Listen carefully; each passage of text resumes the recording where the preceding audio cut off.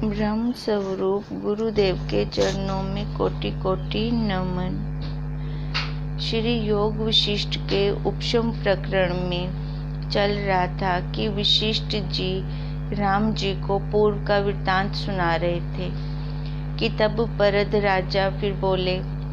अब ये वृत्तांत सुना रहे हैं वशिष्ठ जी राम जी को कि परद राजा बोले। अब परद राजा किसको बोल रहे हैं? सुरद राजा को, कि समाहित चित्त इस जंजाल में जो जो कर्म करता है सो सुख रूप होता है। संकल्प से रहित जो परम विश्राम और परम उपशम समाधि है उसमें अब तुम स्थित हो जाओ। सूरद बोले, हे भगवान, तुम ही कहो कि सब संकल्पों से रहित परम उपशम समाधि किसको कहते हैं। और यदि तुम मुझको पूछो तो सुनो। अब ये सारा सूरद राजा ने ही सुनाया था।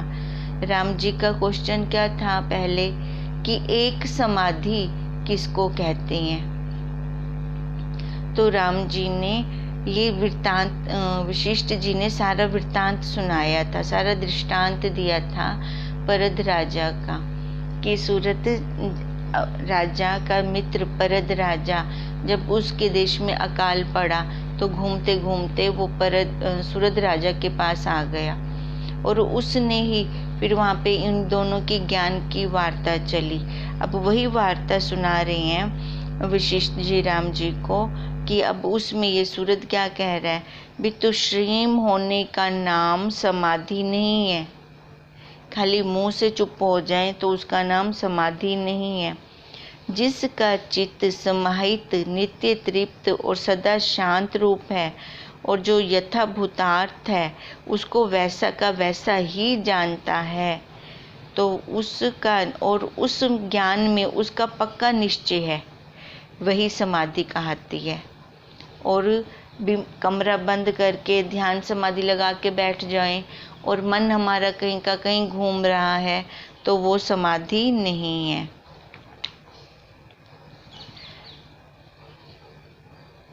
समाधि और उत्थान का वास्तव में कुछ भेद नहीं। आत्म तत्व सदा अपने आप में स्थित है, उसमें कुछ दूसरा है ही नहीं। समाहित असमाहित फिर क्या कहें, ये भी तो एक की अपेक्षा से समाहित की अपेक्षा से असमाहित है, असमाहित की अपेक्षा से समाहित चित्त है। यहाँ पर हमारा 57 सर्गा समाप्त हुआ था। अब हम 58 सर्गा शुरू कर रहे हैं। सूरद बोले, हे राजन, निश्चय करके जब तुम जागे हो और परम पद को प्राप्त हुए हो तो तुम्हारा अंतःकरण पूर्णमासी के चंद्रमावत शीतल हुआ है। जो अपने स्वरूप में जाग जाता है उसका अंतःकरण वैसे भी शीतल ही रहता है और परम शोभा से तुम्हारा मुख शोभित होकर तुम ब्रह्म लक्ष्मी संपन्न और परम आनंद से पूर्ण हुए हो। तुम्हारा हृदय कमल शीतल और सन्निग्ध विराजमान है और निर्मल तुम्हारी विस्तृत गंभीरता मुझको प्रकट भासती है। निर्मल शरत काल के आकाशवत तुम्हारा हृदय भासता है और अहंकार रूपी मेघ तेरा नष्ट हुआ है। हे राजन, अब तुमको सर्वत्र स्वस्थ और सर्वथा संतुष्टता है और किसी में राग नहीं। तुम वीतराग होकर विराजते हो। सार असार को तुमने भली प्रकार जाना है और उसे जानकर असार संसार रूपी समुद्र से पार हुए हो और महाबोध को तुमने ज्यों का त्यों जानकर अखंड स्थिति पाई है और भाव अभाव पदार्थ दोनों को तुम जानते हो। तुम जगत के सम असम पदार्थों से मुक्त हो और तुम्हारा आशय पवित्र और मुदता प्राप्त हुई है। देखो, जो अपने स्वरूप में जाग जाते हैं ना तो शीतलता उनके हृदय में वैसे ही आ जाती है, उनका अंतःकरण शीतल हो जाता है, तभी उनको चंद्रमावत की उपाधि दी जाती है। क्योंकि जैसे चंद्रमा शीतल रहता है वैसे ही उनका हृदय शीतल रहता है, और जिनका हृदय शीतल होता है तो देखो उनके मुख पे वैसी सौम्यता आ जाती है, उनके लिए कोई दूसरा होता ही नहीं। इष्ट अनिष्ट ग्रहण त्याग तुम्हारा निवृत्त हुआ है, राग द्वेष और तृष्णा रूपी बादलों से रहित निर्मल आकाशवत तुम शोभते हो और अपने आप से तृप्त हुए हो, कुछ इच्छा तुमको नहीं है। सूरद बोले, हे मुनीश्वर, इस जगत में ग्रहण करने योग्य वस्तु कोई नहीं। जो कुछ दृश्य पदार्थ हैं वे सब आभास रूप हैं, तो ग्रहण किसको कीजिए। और जो कहिए कि ग्रहण करने योग्य नहीं, तो फिर उसका त्याग भी किसका कीजिए। देखो, जो ग्रहण करेगा तभी तो उसका त्याग होगा। जब ग्रहण ही नहीं किया कुछ, तो फिर त्याग भी किसका करिए। तो आभास रूप पदार्थों का त्याग क्या कहिए और ग्रहण क्या कीजिए, क्योंकि है ही नहीं, सब तुच्छ पदार्थ हैं। जैसे सूर्य की किरणों में जल भासता है, तो उस जलाभास का कौन अंग ग्रहण कीजिए और कौन अंग त्याग कीजिए। तैसे ही यह जगत भी है। हे मुनीश्वर, जगत के कोई पदार्थ तुच्छ हैं और कोई अतुच्छ हैं, कोई छोटे हैं तो कोई बड़े हैं, और थोड़े काल में नष्ट हो जाते हैं, सो तुच्छ हैं, और जो चिरकाल पर्यंत रहते हैं वे अतुच्छ हैं। परंतु दोनों काल से ही तो उपजे हैं, काल तो दोनों के पीछे लग गया, कोई थोड़ी देर के लिए तो कोई बड़ी देर के लिए। अब मैंने अकाल रूप को देखा है, इससे दोनों तुल्य हो गए, फिर इच्छा किसकी करूं। हे मुनीश्वर, जो पदार्थों को रमणीय जानते हैं वे उनकी इच्छा करते हैं, पर त्रिलोकी में रमणीय पदार्थ तो कोई है ही नहीं, सब तुच्छ और नाश रूप हैं और अविचार से जीवों को भासते हैं। शब्द, स्पर्श, रूप, रस, गंध जो इंद्रियों के विषय हैं वे भी असार रूप हैं। देखो, ये इच्छाएं, पांचों इंद्रियों की विषय कब तक रहते हैं, जब तक ये शरीर जवान है। बुढ़ापे में तो इंद्रियां शिथिल हो जाती हैं, भोग भोगे नहीं जाते। अब इच्छा हो रही है सामने से कुछ मिठाई खाने को, पर डॉक्टरों ने रोक लगा रखी है कि शुगर है, मीठा खाना नहीं है।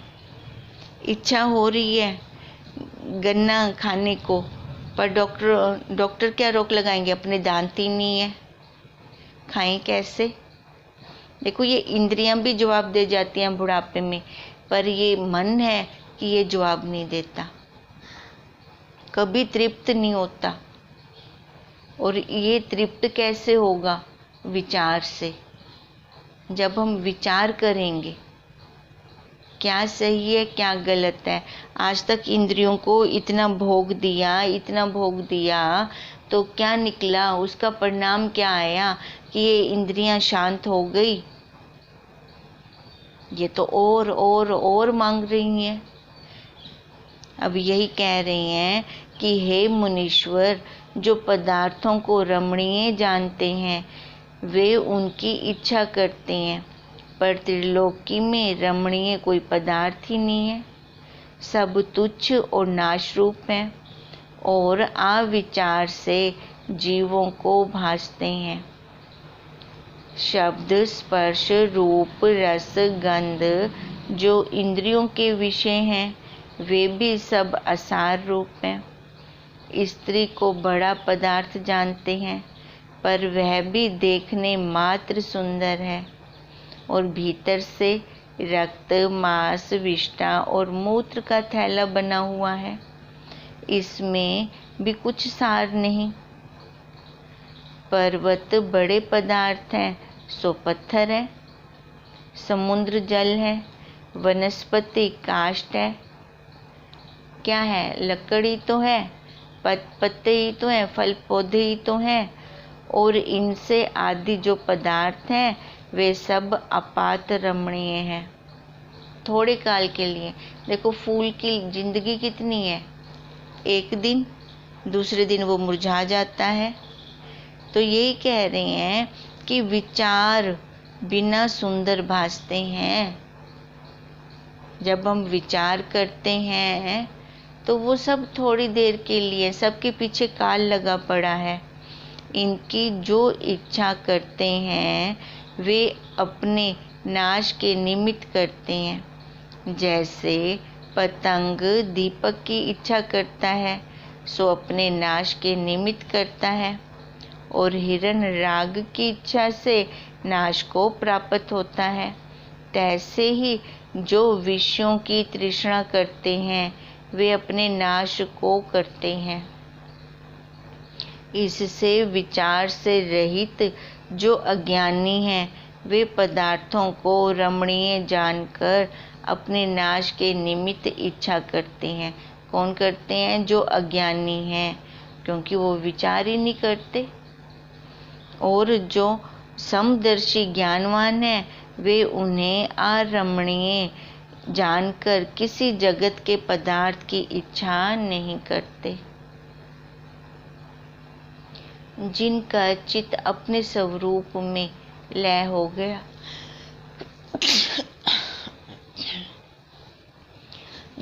गया, है, वो किसी दूसरे पदार्थ की वो फिर इच्छा नहीं करते। जैसे सूर्य के उदय हुए अंधकार का अभाव होता है, तैसे ही जब पदार्थों का राग उठ गया तब तृष्णा किसमें रहे। हे साधो, राग, द्वेष, इच्छा, ग्रहण जो कुछ विचार है उन सब से रहित शुद्ध आत्म तत्व में स्थित हो वो।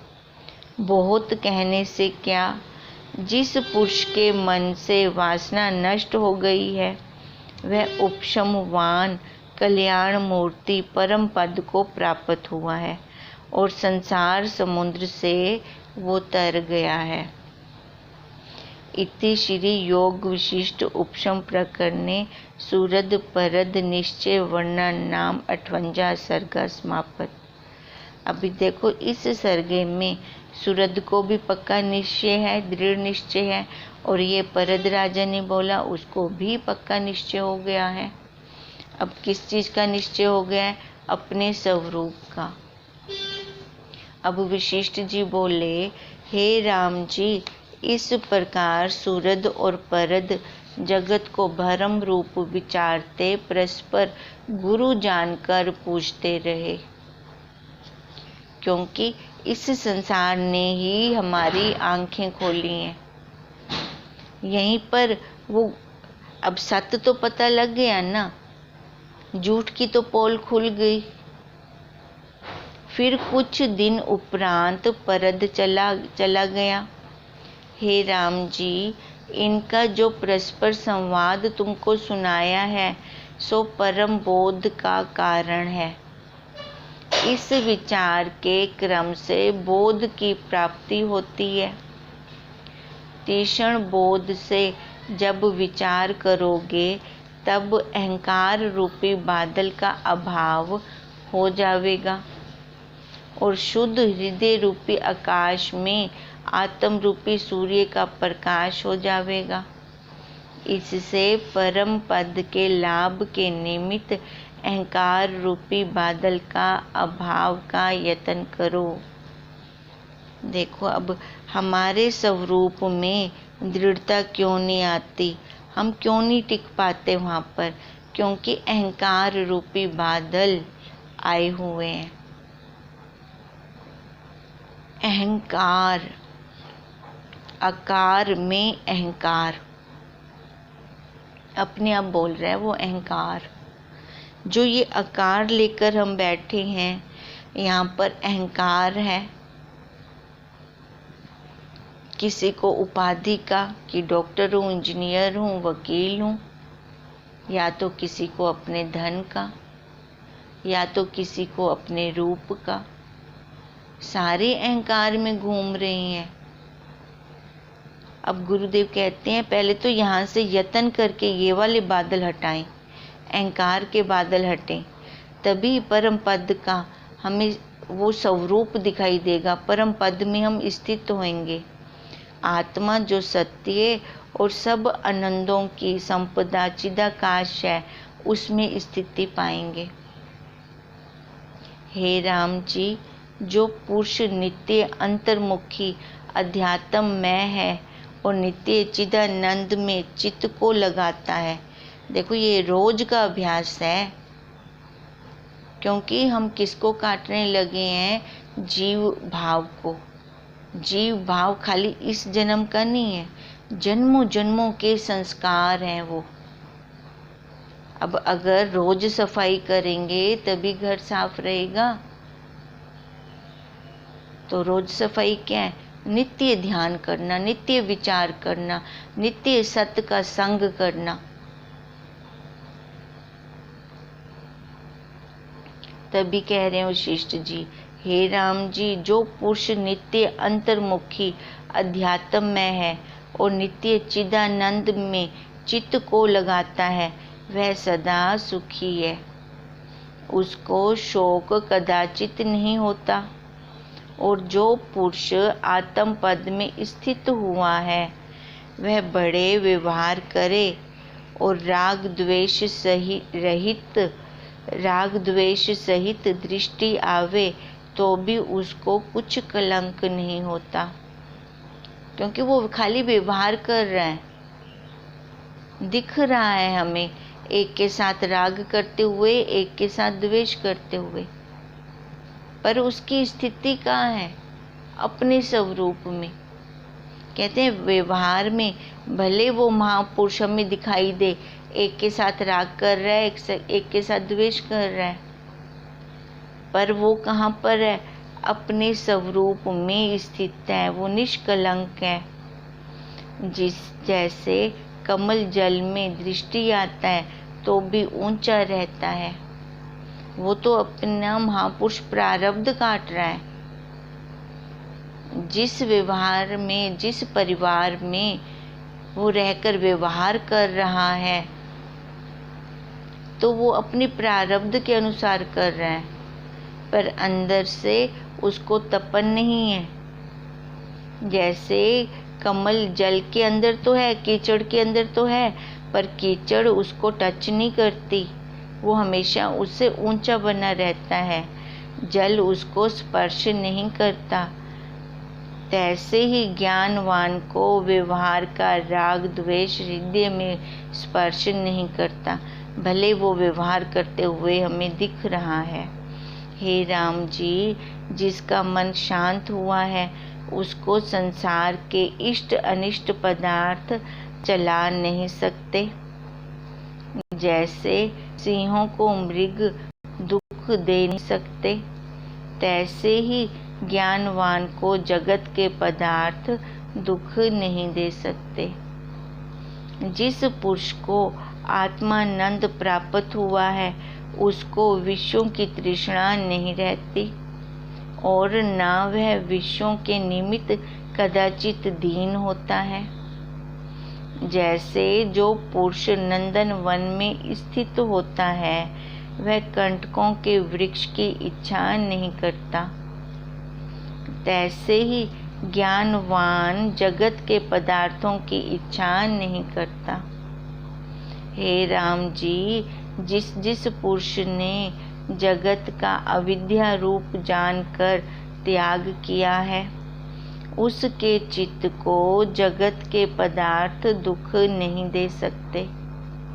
जैसे विरक्त चित्त पुरुष की स्त्री मर जावे तो उसको दुख नहीं, क्योंकि पहले ही उसने अपनी इच्छा को खत्म कर दिया है, उसने सार जान लिया है। तैसे ही ज्ञानवान के चित्त में भोगों की दीनता ऐसे नहीं उपजती, उसे नंदनवन में कंकट का वृक्ष नहीं उपजता।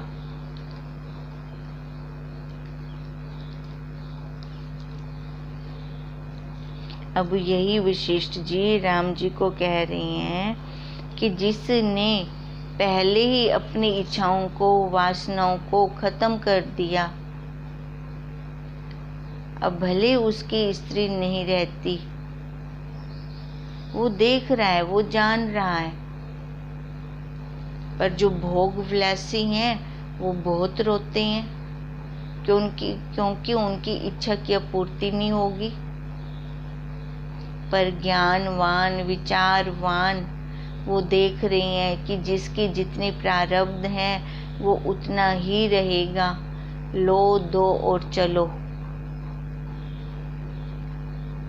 तैसे ज्ञानवान के चित्त में भोगों की दीनता ऐसे नहीं उपजती, उसे नंदनवन में कंटक का वृक्ष नहीं उपजता।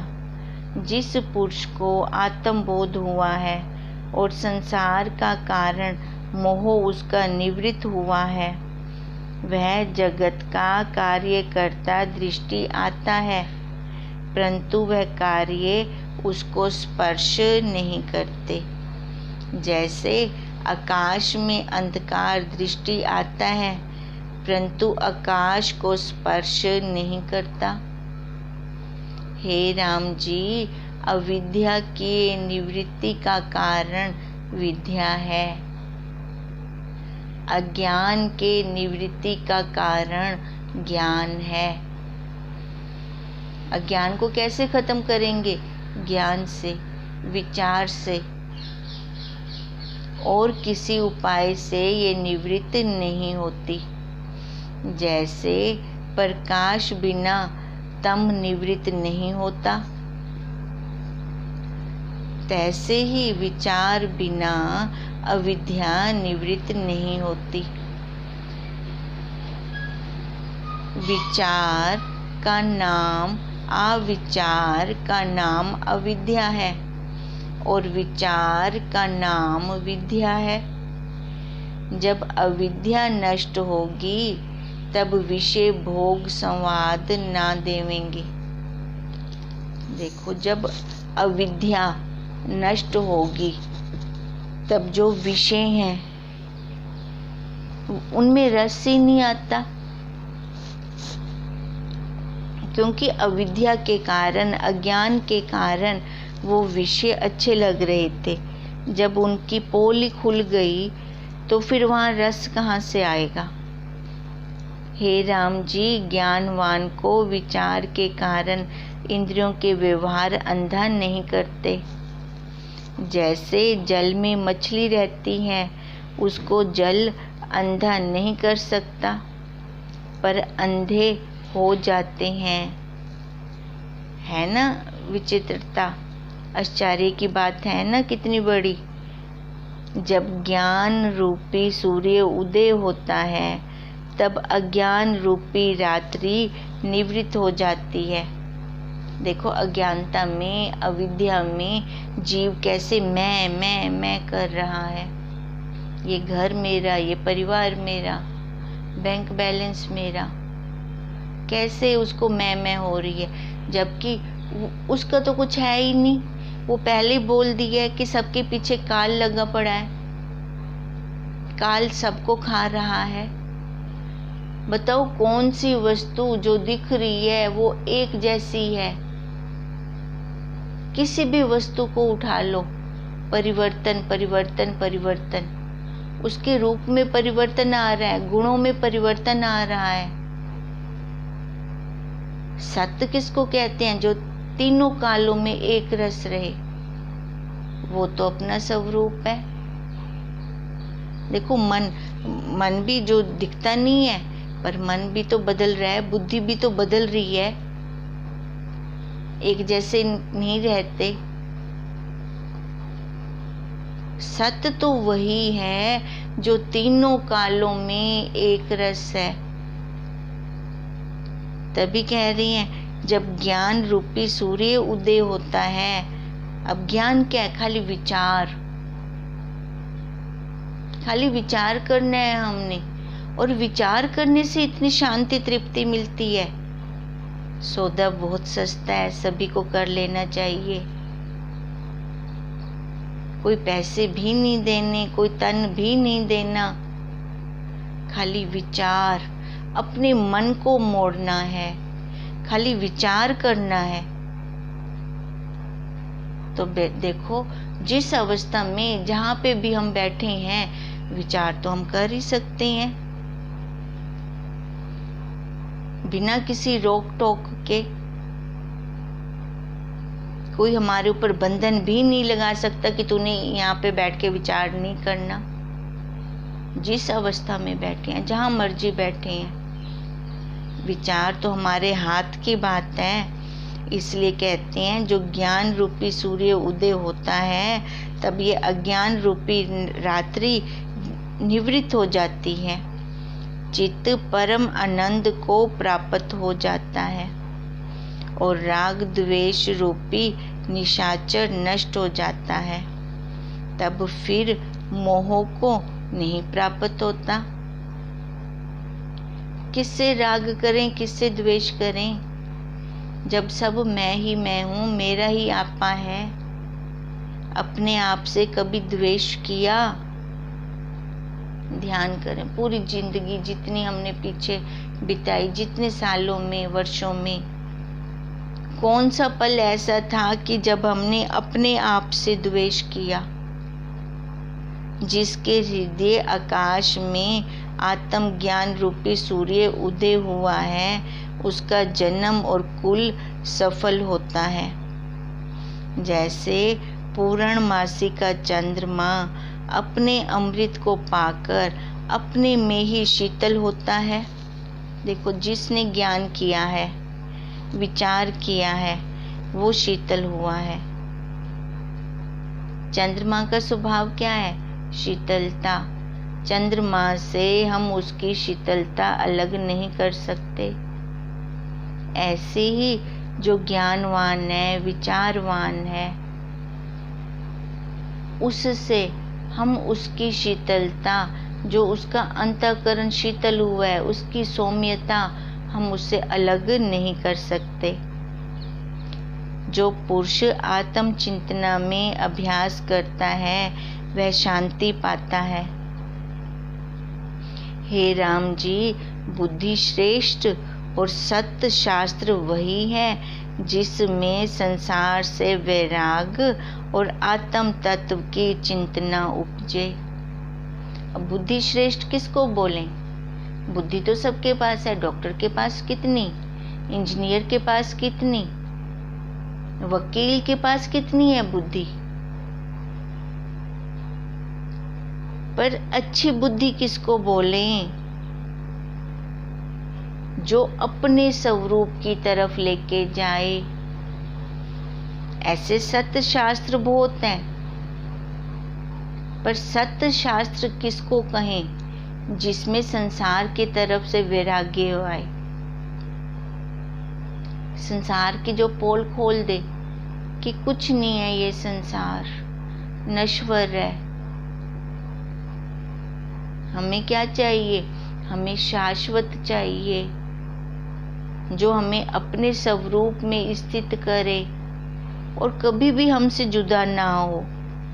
जब जीव आत्म पद को पाता है, तब उसका सब क्लेश मिट जाता है, और जिसकी आत्म चिंता में रुचि नहीं, वो महा अभागी है। देखो इतना अच्छा मनुष्य शरीर होते हुए भी वो क्या कर रहा है? अपने स्वरूप की तरफ पुरुषार्थ ही नहीं कर रहा। मनुष्य शरीर हमें इसलिए मिला है, बुद्धि हमें इसलिए मिली है। देखो खाली मनुष्य शरीर में ही बुद्धि है, और वो हमें इसलिए मिली है कि हम अपने स्वरूप को जाने कि हम क्या हैं। हम ये जन्मने मरने वाले नहीं हैं, दुखी सुखी होने वाले नहीं हैं। हमारा असली स्वरूप क्या है? वो सत्य, वो चित्त, वो आनंद, वो अनंत, वो विभु, वो व्यापक, जो परिचिनता के दायरे से बाहर है। हमारा असली स्वरूप वही है। पर हमने देखो अपने आप को कैसे एक डिब्बे में बंद कर लिया है, एक पिंजरे में बंद कर लिया है कि मैं तो बस इतना ही हूँ, मैं तो यही हूँ। कितने मूर्ख बन गए हम। अब ये जब हमें तत्वज्ञ गुरुदेव प्राप्त हुए, उन्होंने हमारी आंख खोली, अरे देख तू खाली इन्नी कहनी है, जिन्ना तू लिखदी पी तू इन्नी कहनी है। जब उन्होंने हमें दिखाया तो हमें दृष्टि आया, तो उन्होंने हमारी आंख का ऑपरेशन किया। परहेज हमें रखना पड़ेगा, डेली दवाई हमें डालनी पड़ेगी, अभ्यास करना पड़ेगा, फिर अभ्यास ही हमारा स्वभाव बन जाएगा। पर पहले तो परहेज करना पड़ेगा। हरि ओम तत् सत, हरि ओम तत् सत, हरि ओम तत् सत।